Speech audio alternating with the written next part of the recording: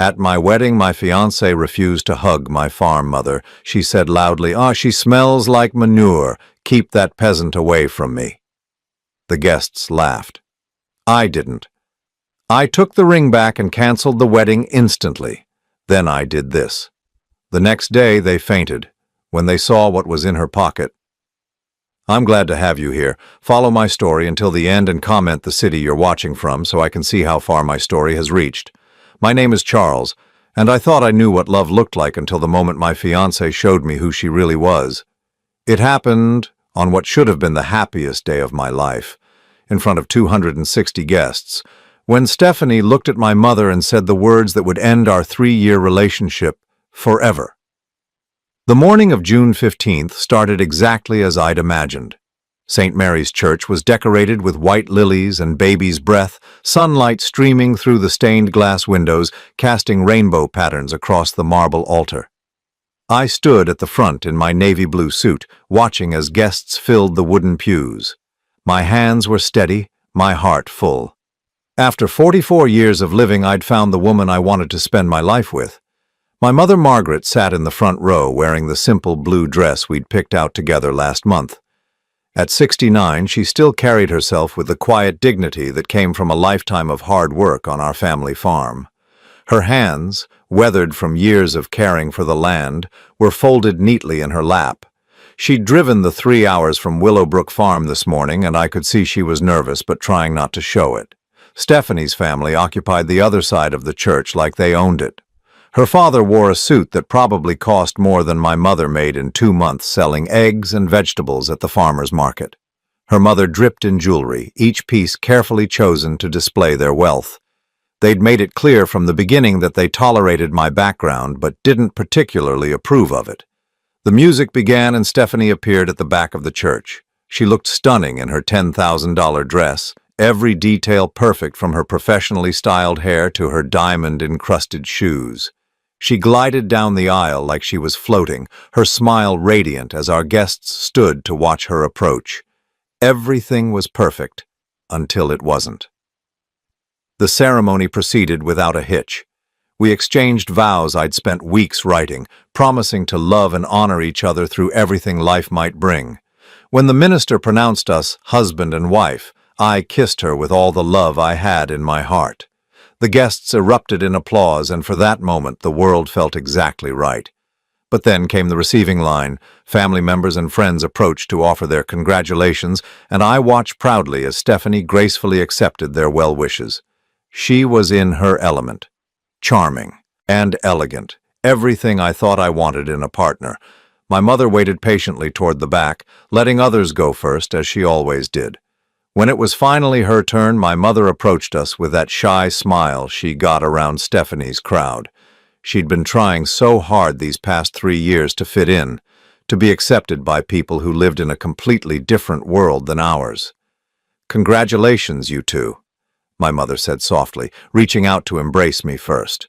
Her hug was warm and genuine, smelling faintly of the lavender soap she'd used for as long as I could remember, mixed with the honest scent of earth that seemed to cling to her no matter how much she scrubbed. Then she turned to Stephanie, arms opening for what I assumed would be a simple, heartfelt hug between two women who both loved me. That's when my world shattered. Stephanie took a step back, her nose wrinkling in disgust. "Oh no," she said, loud enough for the people around us to hear. "She smells like manure. Keep that peasant away from me."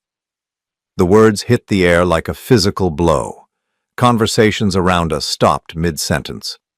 I felt my mother's body go rigid beside me, her arms dropping to her sides as if she'd been slapped.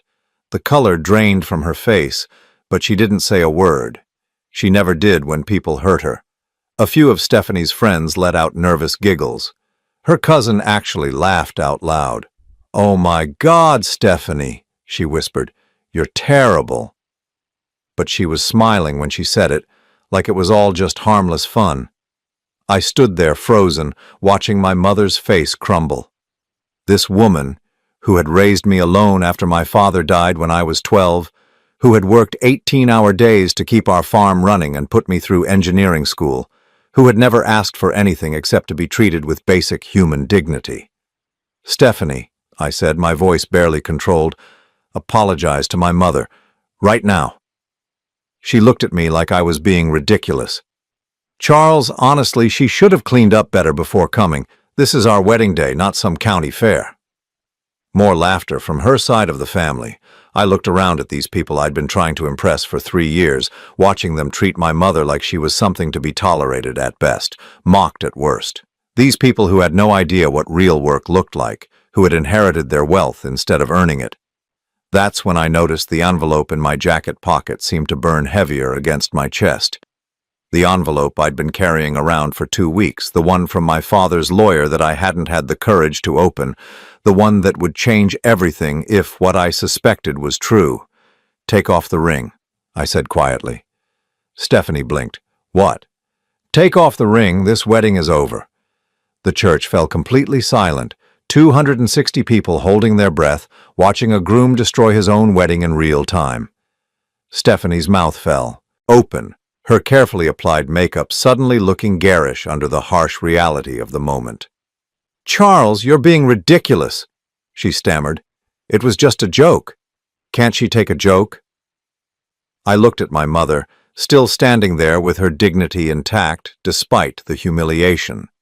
Then I looked at Stephanie, really looked at her, and saw someone I didn't recognize, someone who could casually destroy another person and call it humor. "The joke," I said loud enough for everyone to hear, "is that you have no idea what you just threw away."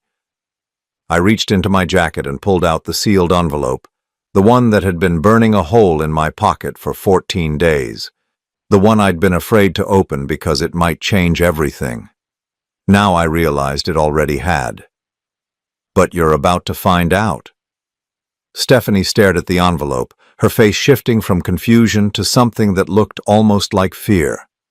Around us, her family began to realize this wasn't just a lover's quarrel. This was something bigger. I turned to my mother, taking her trembling hand in mine. "Come on, Mom, let's go home." As we walked down the aisle together, leaving behind 260 shocked guests and a bride still standing at the altar, I felt something I hadn't experienced in 3 years of trying to fit into Stephanie's world. I felt free. The massive wooden doors of St. Mary's closed behind us with a finality that echoed through my chest. In my pocket, the envelope seemed to pulse with possibilities. Tomorrow, everything would be different. Tomorrow, Stephanie would learn exactly what kind of mistake she'd just made. The drive back to Willowbrook Farm passed in heavy silence. My mother sat in the passenger seat of my truck, staring out at the rolling countryside we both loved, her hands folded so tightly in her lap that her knuckles had turned white. She hadn't said a word since we'd left the church, but I could feel her pain radiating through the small cabin like heat from a furnace. "Mom," I started, but she held up one weathered hand.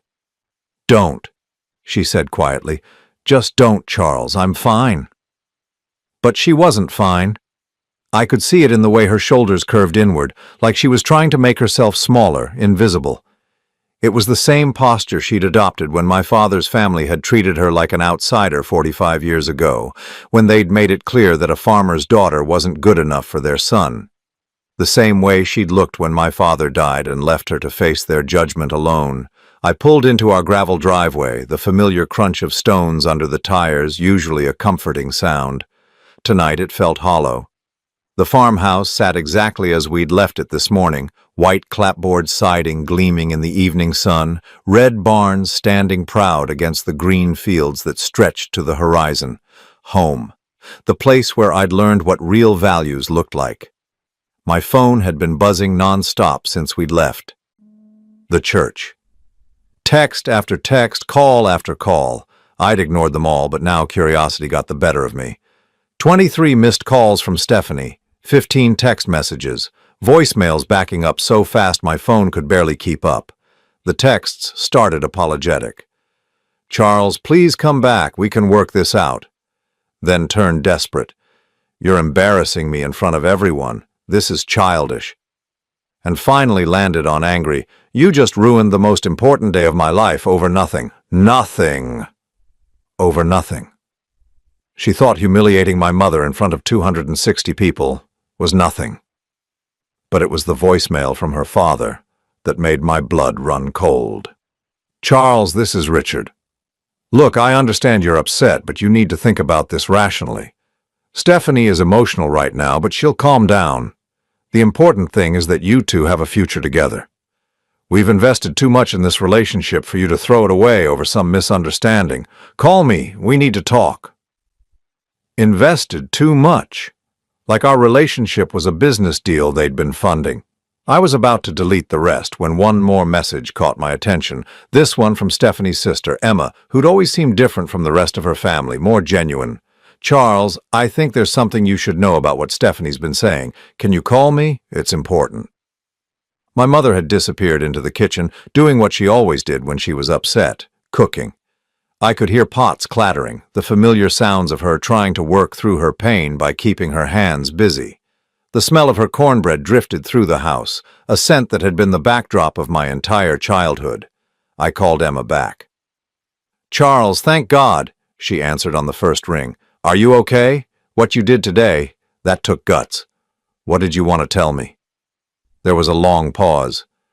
I probably shouldn't be saying this, but after what happened today, I can't stay quiet anymore.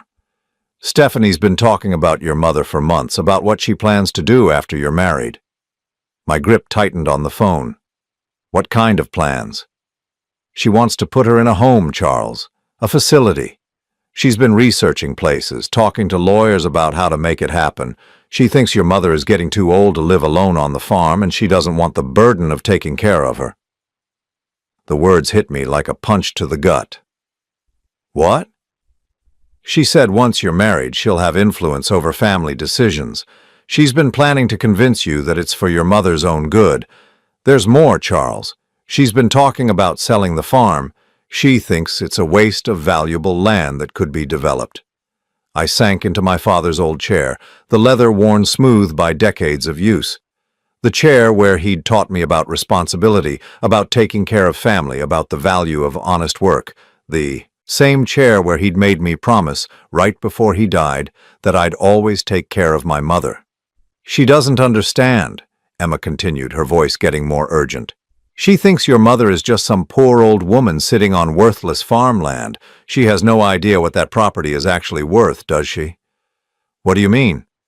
Charles, I work in real estate development. I've driven past your farm a dozen times, and that's prime land. The location, the acreage, the development potential. If someone wanted to sell it, they could make millions.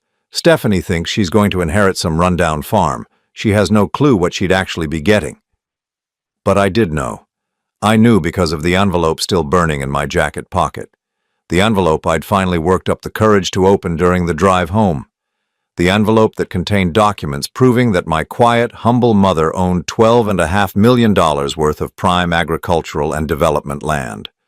Property that had been in our family for over a century, passed down through generations who understood its true value. Land that generated nearly $2 million a year in revenue from carefully managed lease agreements that my mother had never bothered to mention to anyone, including me. Emma, I said slowly, how long has Stephanie been making these plans? Months, maybe longer. She's been so excited about finally getting you away from all that farm nonsense, as she calls it. She keeps talking about the life you'll have once you're free from your obligations there. Free from my obligations. Free from my mother. Free from the life that had shaped me into the man I was. There's something else, Emma said, her voice dropping to almost a whisper. She's been meeting with someone, a lawyer. She won't tell anyone who, but she's been secretive about it. Charles, I think she's been planning this for a long time. After I hung up, I sat in my father's chair for a long time, listening to my mother move around the kitchen, thinking about the woman I'd almost married, the woman who had smiled at me while planning to destroy everything I loved, who had looked me in the eye and promised to honor my family while secretly plotting to tear it apart. My phone buzzed again. Another message from Stephanie. Charles, you're being ridiculous. Come back and we'll pretend this never happened. I'll even apologize to your mother if it makes you feel better. If it makes me feel better. Like my mother was some inconvenience to be managed, I walked to the kitchen where my mother stood at the stove stirring a pot of soup that neither of us would eat. Her shoulders were still hunched, still carrying the weight of today's humiliation. "Mom," I said gently, "we need to talk." She turned and I saw that her eyes were red but dry. Margaret Hartwell had never been one to cry where others could see. "About what happened today. Charles, honey, I don't want you to feel bad. About the farm," I interrupted. "About what Dad left you, about why you never told me." She went very still, the wooden spoon frozen in her hand. "You opened it," she said quietly. "The envelope?" I pulled the documents from my jacket, the papers that proved my mother was worth more than everyone at that wedding combined. "Mom, why didn't you tell me?" She turned back to the stove, her voice barely above a whisper. "Because I didn't want money to change how people saw you or me. Your father and I, we built something real here, something honest. Money has a way of making people forget what really matters." But as I watched her stand there, still trying to protect me even after what she'd endured today, I realized something. Stephanie hadn't just insulted my mother, she'd revealed exactly who she was, and tomorrow, when the truth came out, she was going to learn what real loss felt like. My phone rang again. Stephanie's name on the screen. This time, I answered. "Charles."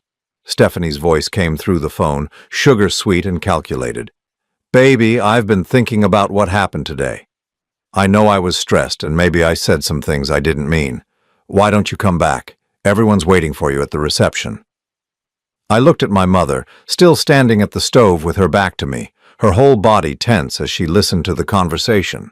The same woman Stephanie had called a peasant just hours ago was now someone she wanted to smooth things over with, as long as it got her what she wanted. "Stephanie," I said, my voice completely calm, "I need you to listen very carefully to what I'm about to tell you." "Of course, sweetheart, I'm listening." "My mother isn't some poor farm woman sitting on worthless land." There was a pause. "I don't understand what you mean." I pulled out the documents from my jacket, the ones that had changed everything. "The Willowbrook farm property? The land you think is just some rundown family farm, it's worth $12.5 million. Silence on the other end of the line. "Charles, that's impossible. It's just farmland in the middle of nowhere." "No, Stephanie, it's 3,000 acres of prime agricultural land with development rights that my great-grandfather purchased when land was cheap.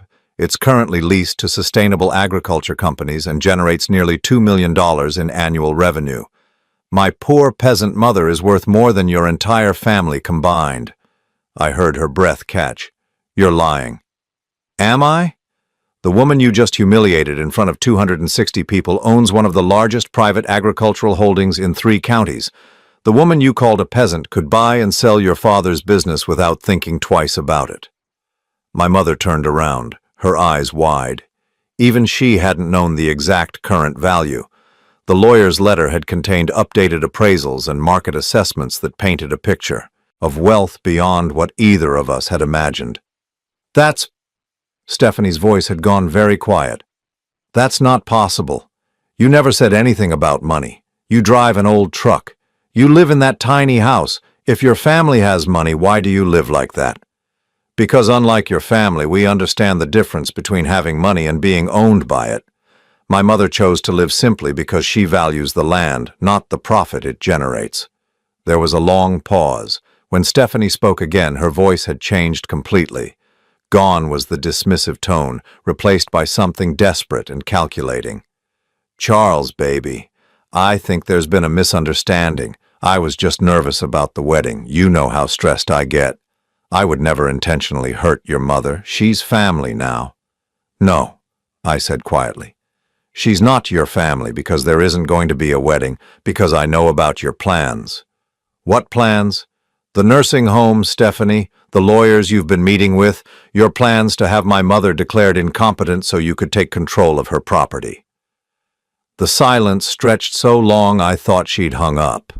Finally, she spoke, and all pretense was gone. "How did you find out? Does it matter? The question is, how long have you been planning this? How long have you been pretending to love me while plotting to destroy my family?" Charles, you don't understand. Your mother is old. She shouldn't be living alone on that big property. It's not safe. And the land, it's being wasted. We could develop it, create jobs, build something meaningful. Something profitable, you mean? What's wrong with that? Why should it just sit there generating taxes when it could be put to better use? I felt a cold rage settle in my chest. Better use? Like strip malls and subdivisions? Like progress, Charles. Like joining the modern world instead of playing farmer. The modern world. I looked around the kitchen where I'd eaten thousands of meals, where my mother had nursed me through childhood illnesses, where my father had taught me about responsibility and honor. You mean your world? The world where people are disposable if they don't fit your image? That's not fair. Fair? You want to talk about fair? Let me tell you what's fair, Stephanie. Fair is the fact that you just lost access to a fortune because you couldn't show basic respect to the woman who earned it. I could hear voices in the background now, urgent whispers. She wasn't alone. Charles, she said, and now her voice was shaking. Please, can we just talk about this, face to face? I'll come to the farm, we can work this out. No, you're not welcome here. You made that very clear today when you said my mother smelled like manure and called her a peasant. I was upset. People say things they don't mean when they're stressed. But you did mean it, didn't you?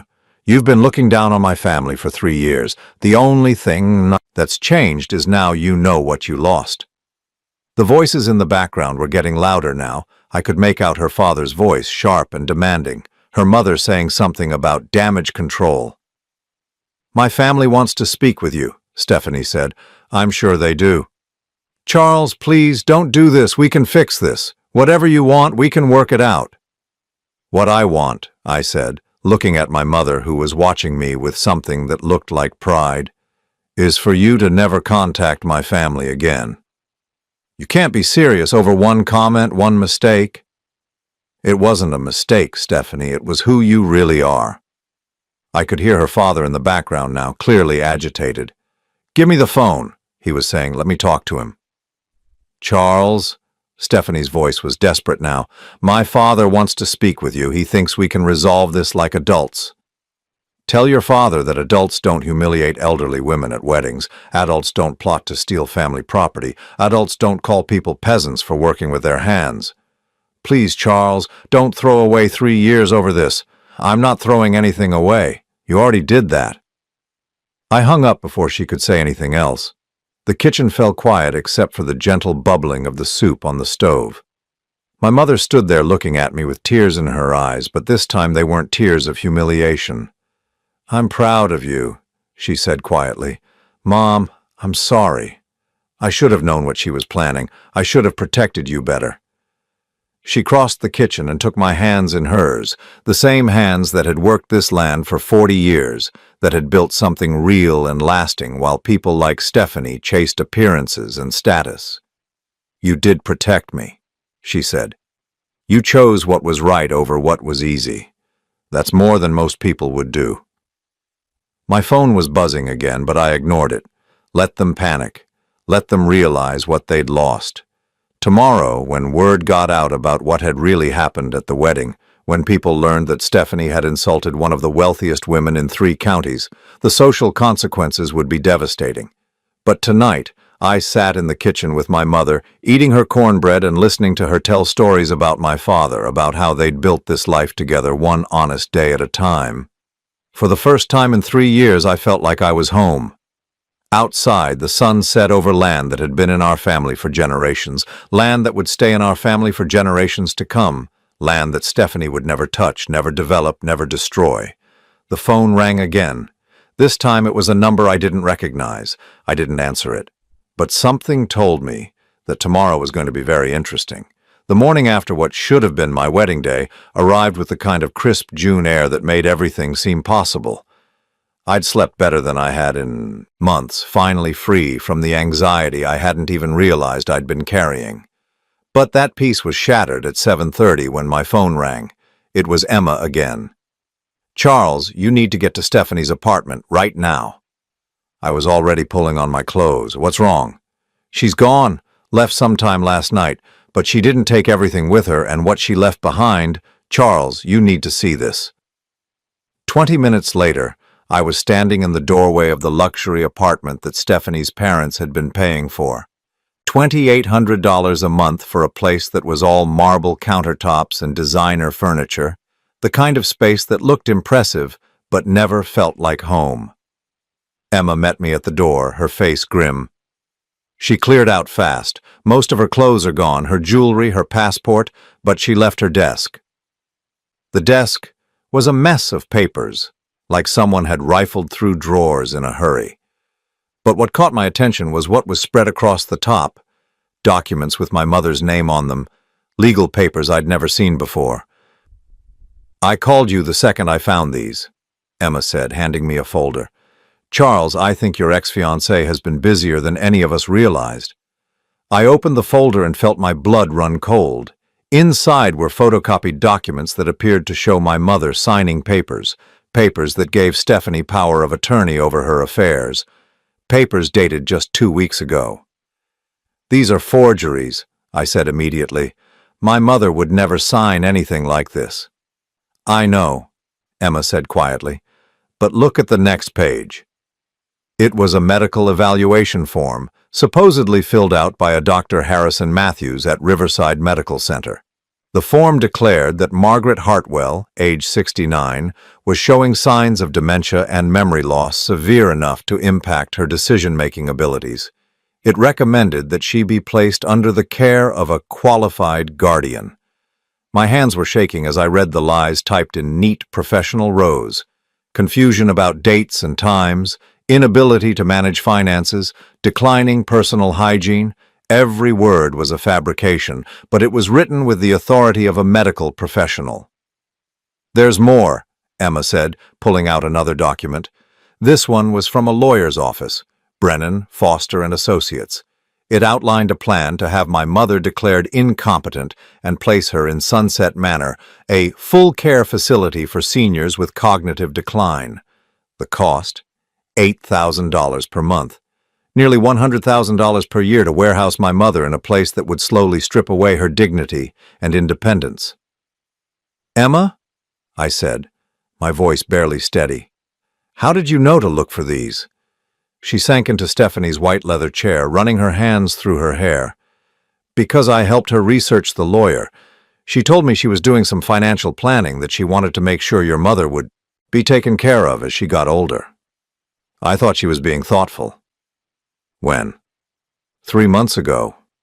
She asked me to help her find someone who specialized in elder care law. She said she wanted to surprise you with how well she'd planned for your mother's future."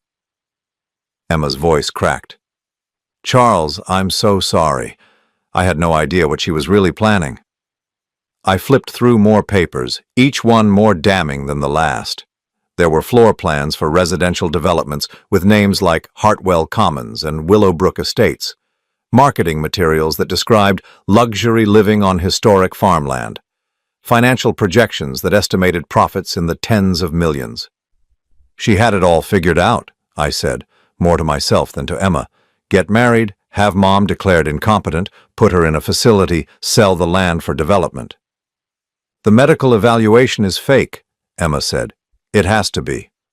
I called Riverside Medical Center this morning. They've never heard of Dr. Harrison Matthews." "And the power of attorney?" "I compared the signature to some Christmas cards your mother sent Stephanie. The handwriting doesn't match." I sat down hard on Stephanie's pristine white couch, the same couch where she'd planned the destruction of my family while smiling and talking about our future together. The same place where she'd probably laughed about how easy it would be to fool the simple farm boy into going along with her plan. "There's something else," Emma said reluctantly. "I found emails." She handed me her phone, and I read the messages between Stephanie and someone named Marcus Chen at Chen Development Group. The emails went back 8 months, the entire length of our engagement. "Marcus, the property survey confirms what we discussed. 3,000 acres, prime location, already zoned for mixed-use development. Conservative estimate $40 million in revenue potential." Stephanie had replied, timeline unchanged, Wedding in June, guardianship proceedings to begin in July. Property should be available for purchase by fall. Marcus. And the current owner? Stephanie. Will be safely settled in a care facility where she belongs. The son won't be a problem once he understands it's for his mother's own good. I read email after email documenting a conspiracy that went far deeper than I'd imagined. Stephanie hadn't just been planning to steal my mother's property, she'd been planning it since the day I proposed. Charles, Emma said gently, there's one more thing. She pulled out a bank statement from Stephanie's desk drawer. It showed a deposit made 3 weeks ago, $50,000 from Chen Development Group, with a memo that read, Consultation Fee, Willowbrook Project. She'd already been paid, I said, understanding flooding through me. This wasn't just planning. She'd already sold my mother's land. The buyer was just waiting for her to get legal control. My phone buzzed with a text message from an unknown number. Charles, this is Richard Manning from the law firm representing Chen Development. We understand there may have been some complications with the Willowbrook property transfer. We'd like to discuss this matter with you at your earliest convenience. I showed the message to Emma. Her face went pale. They don't know yet, she said. They don't know that you know. I stood up, suddenly feeling very clear about what I needed to do. Emma, I need you to help me gather all of this evidence, every document, every email, every piece of paper that shows what Stephanie was planning. What are you going to do? I'm going to make sure she never hurts anyone else, the way she tried to hurt my mother. As we worked to organize the evidence, I thought about all the red flags I'd ignored. The way Stephanie had always steered conversations away from specifics about the farm, her insistence that my mother was getting too old to live alone. Her sudden interest in elder care law and estate planning. I'd thought she was being caring. Instead, she'd been conducting reconnaissance. My phone rang.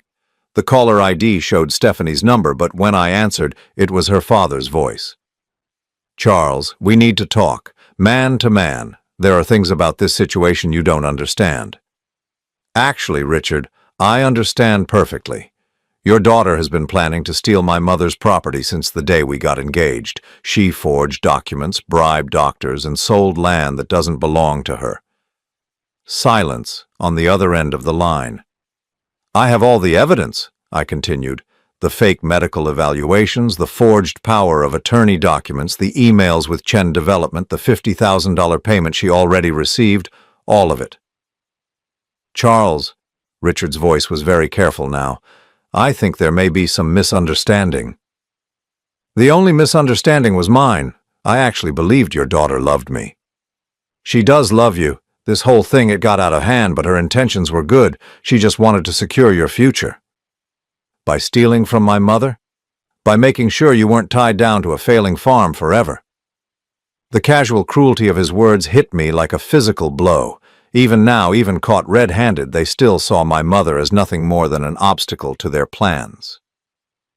Richard, I said, my voice deadly calm, you have 24 hours to have Stephanie return that $50,000 to Chen Development and terminate any agreements she made regarding my mother's property. And if we don't? Then I take this evidence to the district attorney and let them decide how many laws your daughter broke. I hung up before he could respond.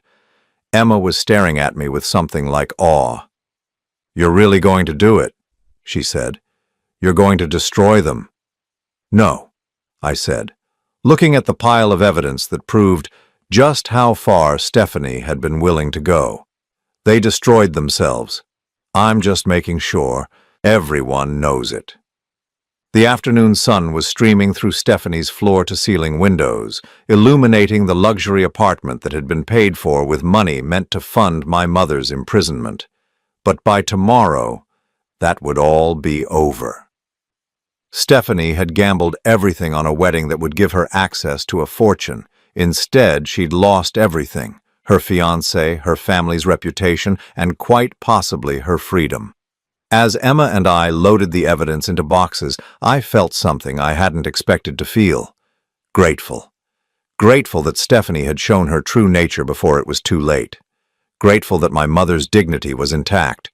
grateful that I'd learned the difference between love and manipulation before I'd signed my life away to someone who saw my family as nothing more than assets to be liquidated. Tomorrow there would be consequences. Tonight I was going home to have dinner with the richest woman in 3 counties, my mother. The call came at 6 in the morning, 2 days after I'd discovered the extent of Stephanie's betrayal. I was sitting on the front porch with my mother drinking coffee and watching the sunrise paint our fields gold when my phone rang with a number I didn't recognize. Charles Hartwell. The voice was professional, clipped. Yes. This is Detective Sarah Morrison with the District Attorney's Office. We've received some information regarding fraudulent documents and potential elder abuse. Would you be available to meet with us this morning? I looked at my mother, who was listening intently. She nodded once, that firm nod that meant she was ready for whatever came next.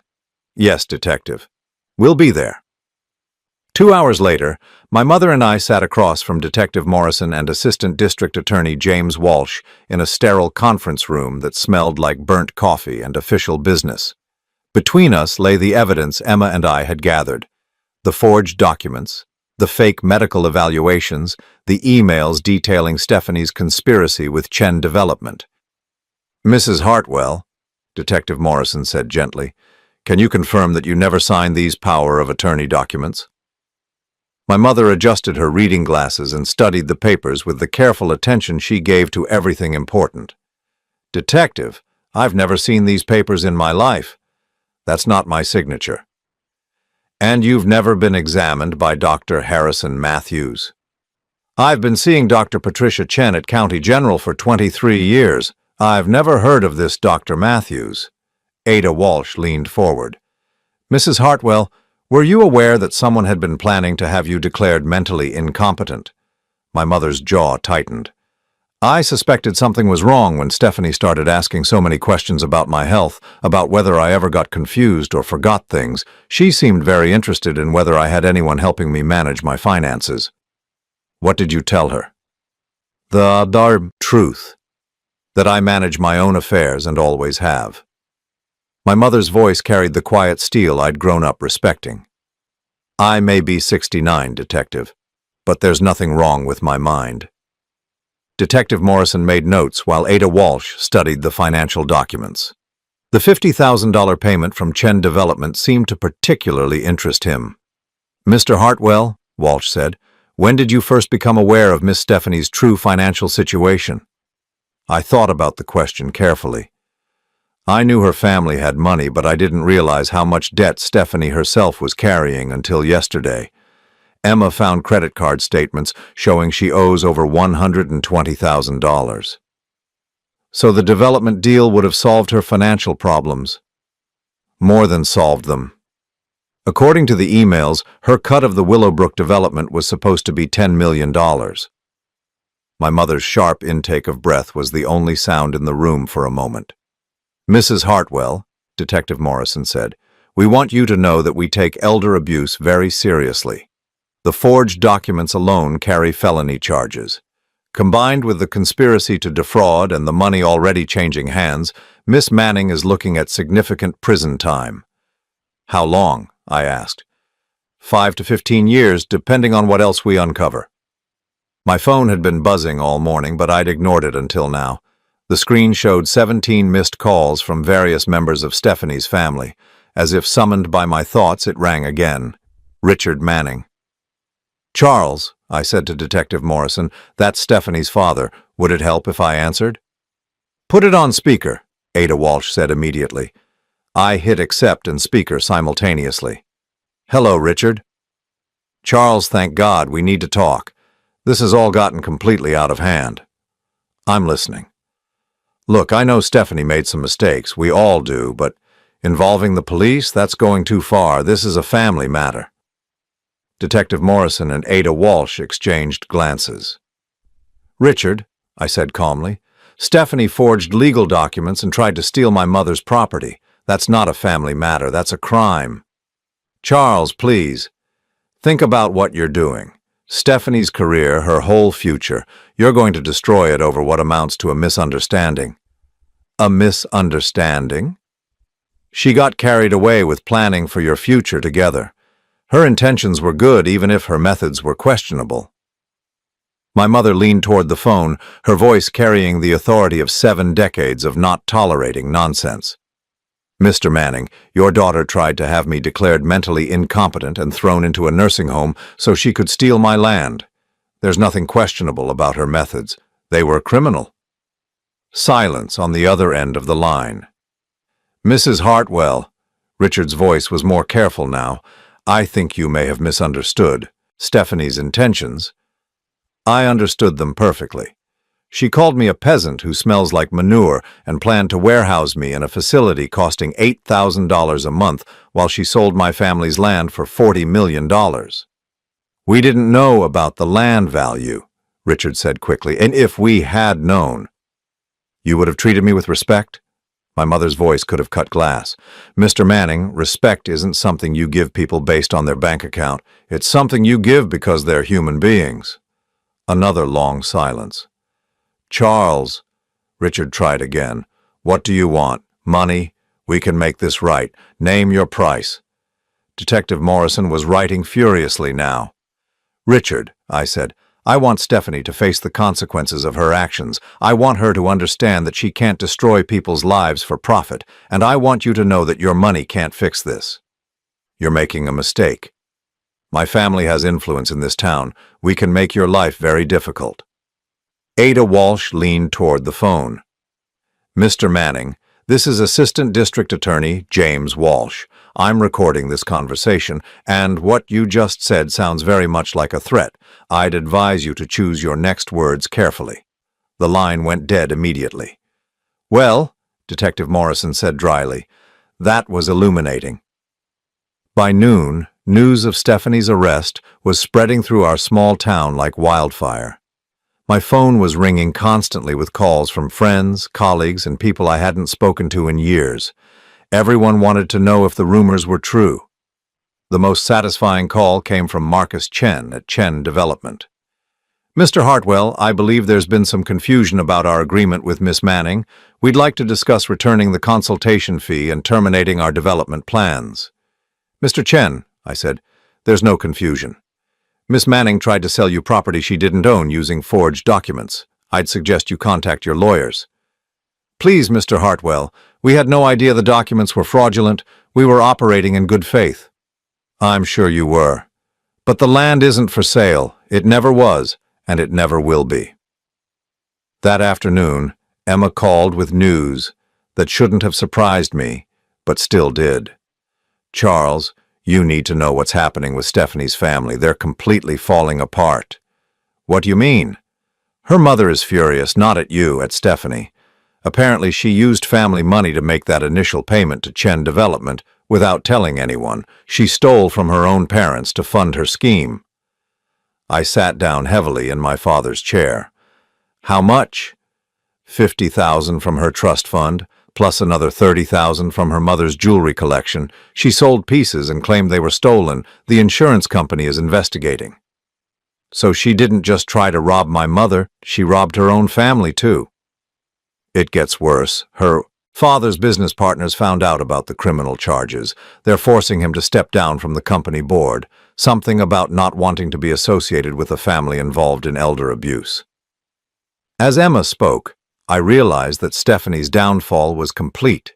She hadn't just lost me and my mother's fortune. She'd lost her family's support, their financial backing, their social standing. Everything she'd cared about was gone. But the most telling call came that evening from Stephanie herself. Charles, her voice was barely recognizable, hollow and desperate. Please, I'll do anything. I'll return the money. I'll apologize publicly. I'll plead guilty and take whatever sentence they give me. Just please don't let them destroy my family too. Stephanie, I said quietly, your family is destroying itself. I'm not doing anything except telling the truth. I made a mistake. One mistake. Haven't you ever made a mistake? Calling my mother a peasant wasn't a mistake, Stephanie. Forging documents wasn't a mistake. Selling land you didn't own wasn't a mistake. Planning to imprison an innocent woman wasn't a mistake. Those were choices. Choices that showed exactly who you are. I loved you, she whispered. No, I said firmly. You loved what you thought I could give you. You never loved me. Charles, please. Stephanie, you made your choice when you decided my mother was disposable. Now you get to live with the consequences. I hung up and turned off my phone. Outside, the sun was setting over the land that had been in my family for 4 generations. The land that would stay in my family for generations to come. The land that Stephanie would never touch.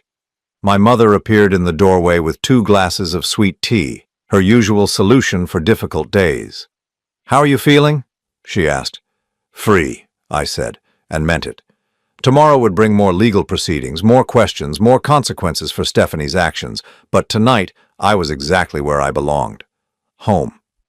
6 months later, I stood in the same church where my wedding was supposed to happen, but this time the circumstances couldn't have been more different. Instead of the elaborate decorations and forced luxury of that June day, St. Mary's was simply dressed in autumn flowers that my mother had grown herself. Instead of 260 guests, there were 37 people who actually mattered to us. And instead of Stephanie at the altar, there was Sarah. Sarah Morrison, the detective who had handled Stephanie's case. The woman who had spent hours with my mother taking her statement and had been so moved by her dignity that she'd started visiting the farm on weekends, ostensibly to check on the case, but really because she'd fallen in love with the peace and authenticity she found there. The woman who had looked at our simple farmhouse and said it was the most beautiful home she'd ever seen. The woman who had met my mother and immediately asked for her cornbread recipe. The woman who saw the value in what we'd built without knowing about the money behind it. I'd asked Sarah to dinner 3 months ago after Stephanie's sentencing was final. 7 years for elder abuse, fraud, and conspiracy. Stephanie's family had tried to use their influence to get a lighter sentence, but Detective Morrison's thorough investigation had uncovered 2 other elderly victims Stephanie had targeted in previous years. The pattern of predatory behavior made any plea deal impossible.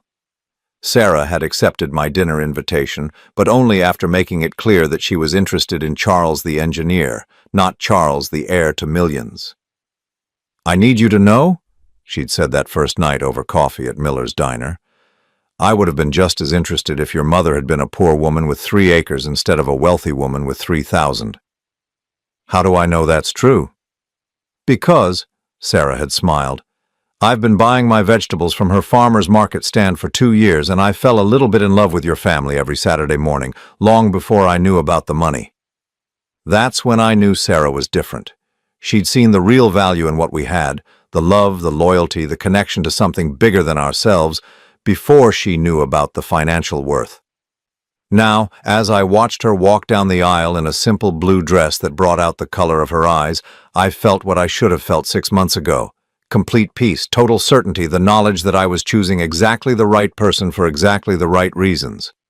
My mother sat in the front row wearing a new dress that she'd actually bought for the occasion instead of making herself. The past 6 months had changed her in subtle ways. Not because of the money, she still lived the same simple life she always had, but because she finally felt valued for who she was, instead of criticized for who she wasn't. The legal proceedings had vindicated her completely. Dr. Patricia Chen, her real doctor, had testified that my mother was in perfect mental health and more than capable of managing her own affairs. The judge had called Stephanie's scheme a particularly despicable form of elder abuse, targeting a woman whose only crime was living modestly despite her wealth. As Sarah reached the altar, I thought about how different this moment felt from that horrible June day. There was no tension, no undercurrent of judgment, no sense that people were performing roles instead of celebrating genuine love. "Dearly beloved," Pastor Williams began, and this time the words felt sacred instead of hollow. After the ceremony, our reception was held at the farm. Tables were set up in the barn, decorated with wildflowers and mason jars filled with fireflies. Sarah's police colleagues mingled with my engineering friends and the neighboring farmers who had become my mother's chosen family over the years. Emma was there too, having become an unexpected friend after helping expose her sister's crimes. She'd testified at Stephanie's trial and had been instrumental in helping the authorities understand the full scope of the conspiracy. "I'm glad you found someone who deserves you," she told me as we watched Sarah help my mother serve homemade pie to the guests. I'm glad I learned the difference between love and manipulation before it was too late. As the evening wound down, Sarah and I took a walk through the fields that had been in my family for 4 generations. The October air was crisp, the sky clear and full of stars you couldn't see from the city. "Are you sure you're ready for this?" I asked her. "Life with a farmer's son?" Sarah laughed, that genuine laugh that had made me fall in love with her. "Charles, I've spent 15 years dealing with criminals and con artists and people who lie for a living. You think I can't handle an honest man who knows how to work with his hands?" We stopped by the old oak tree where my father had proposed to my mother 45 years ago. The same tree where he'd taught me to climb, where he'd explained the importance of having roots while still reaching for the sky. "Sarah," I said, taking her hands in mine, "I need you to know something about the money." "Charles, we've talked about this. Just listen. The money doesn't change anything about how we live. My mother is setting up a foundation to help other elderly people protect themselves from financial exploitation. Most of the annual income from the land will go to that. We'll live comfortably, but we'll live simply." Sarah smiled. "Good. I didn't fall in love with a rich man. I fell in love with a man who canceled his own wedding to protect his mother. And I fell in love with a woman who saw the value in my family before she knew about our bank account." As we walked back toward the house, where my mother was putting away the last of the dishes with the efficiency of someone who had been hosting gatherings for 40 years, I felt something I'd never experienced during my 3 years with Stephanie. Contentment. Not the desperate need to prove myself worthy of love. Not the anxiety that came from trying to fit into someone else's vision of success. Just the quiet satisfaction of being exactly where I belonged with exactly the right person. My phone, which I'd left in the house during the ceremony, showed several missed calls from unknown numbers. The trial had generated enough media attention that reporters still called occasionally, looking for interviews about the inheritance scam that had shocked our quiet community. There was also a message from the warden at the state prison where Stephanie was serving her sentence. "She'd been asking to see me," he said. "She wanted to apologize in person." I deleted the message without hesitation. Some bridges, once burned, don't need to be rebuilt. Sarah noticed me checking my phone. "Everything okay?" "Everything's perfect." And for the first time in my adult life, that was completely true. The next morning, I woke up in my childhood bedroom. Sarah and I would spend our wedding night at the farm before leaving for a simple honeymoon in the mountains.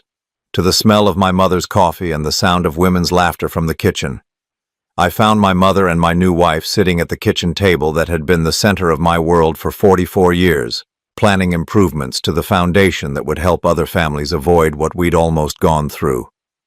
"We were thinking," my mother said, "about calling it the Margaret and Sarah Foundation, for families who need protection."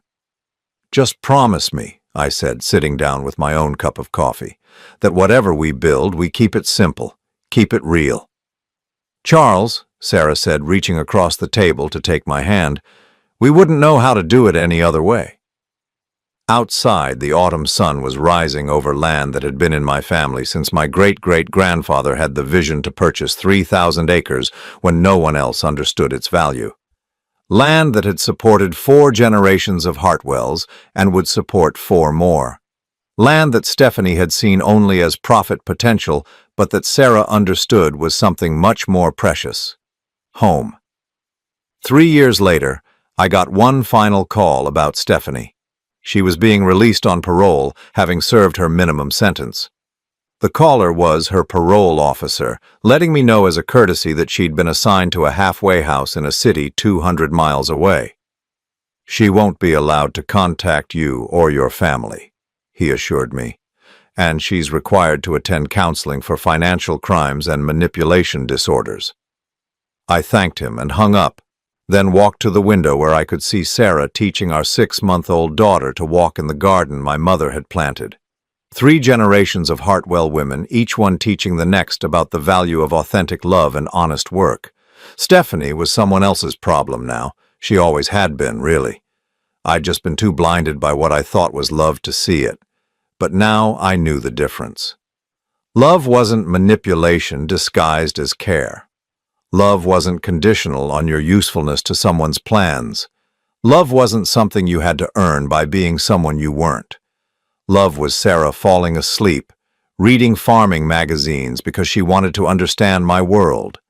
Love was my mother teaching Sarah to can vegetables because she wanted to share her knowledge. Love was the three of us working together to build something that would last, something that would matter. As I watched my wife and daughter playing in the dirt that had fed my family for generations, I realized that Stephanie had actually done me a favor. She'd shown me her true nature before I'd committed my life to someone who saw my family as obstacles to be eliminated. The farm was thriving, now managed with sustainable practices that honored both the land and the profit it generated. The foundation was helping dozens of families protect themselves from financial predators.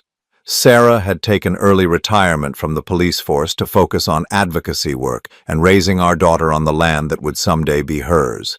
And I had learned the most valuable lesson of my life, that real wealth isn't measured in dollars, but in the people who choose to love you for who you are, rather than what you can provide them. That evening, as we sat on the front porch watching the sunset paint our fields gold, Sarah asked me if I ever wondered what would have happened if Stephanie hadn't shown her true nature at the wedding. Never, I said, meaning it completely, because if she hadn't revealed herself then, she would have revealed herself eventually, and by then it might have been too late to protect my mother, too late to build this life with you. Do you think she learned anything from what happened? I considered the question seriously. I hope so. But whether she did or didn't, it's not my responsibility anymore. Sarah nodded, understanding in the way that people who have seen the worst of human nature often do. The important thing is that your mother is safe, and we're here and we're happy. The important thing, I said, watching my daughter sleep peacefully in Sarah's arms, is that we chose each other for the right reasons. As the stars came out over Willowbrook Farm, over the land that had been preserved for another generation, I felt something that Stephanie never could have given me, no matter how much money she'd gained access to. I felt complete, not because I had inherited wealth, but because I had inherited something far more valuable. The knowledge of what real love looks like, and the courage to choose it over anything else. The farm would continue, the foundation would grow, my daughter would learn to value character over capital, authenticity over appearance, and somewhere, in a halfway house 200 miles away, Stephanie would have to live with the consequences of choosing greed over love, manipulation over genuine connection. But that was her story now. This was mine, and it was exactly the story I'd always been meant to live.